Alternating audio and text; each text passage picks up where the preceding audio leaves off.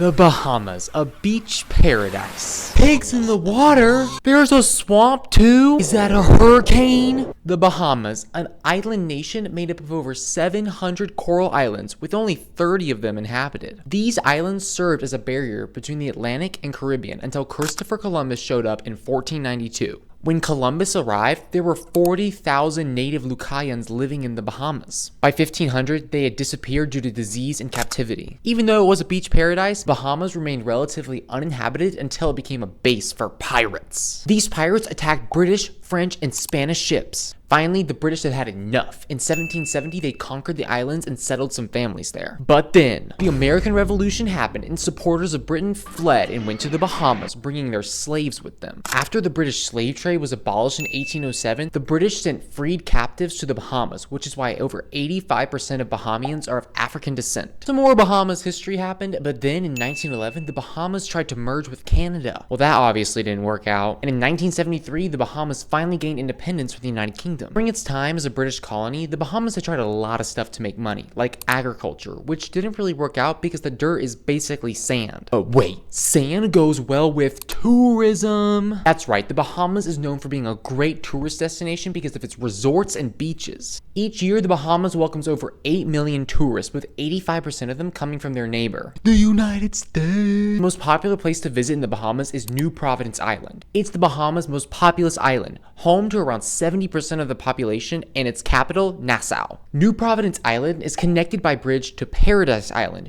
known for its famous Pink Atlantis resort. Guess what else is pink in the Bahamas? The Parliament Building and the sand. The sand on Harbor Island is pink because of tiny red coral insects that wash up on shore. New Providence, Harbor, and other Bahamian islands are all a part of the Lucayan archipelago, along with Turks and Caicos. Other islands that are a part of the archipelago are Grand Bahama, which is only 50 miles away from the US state of Florida, Great Abaco, Cat Island, Eleuthera, and Great Exuma, known for its swimming pigs. While the Bahamas might be a beach blast, Great Abaco and Grand Bahama are at the center of challenges facing the Bahamas. In 2019, the powerful Hurricane Dorian struck the country, destroying significant amounts of infrastructure on Great Abaco and stalling over Grand Bahama for 2 days. The storm caused billions in damages to the country. Because of its position in the Caribbean, the Bahamas has often been a target of hurricanes. The chain of islands usually gets struck between once and twice a year by these storms. Research by scientists at NASA has shown that while the number of hurricanes is not expected to increase in the future,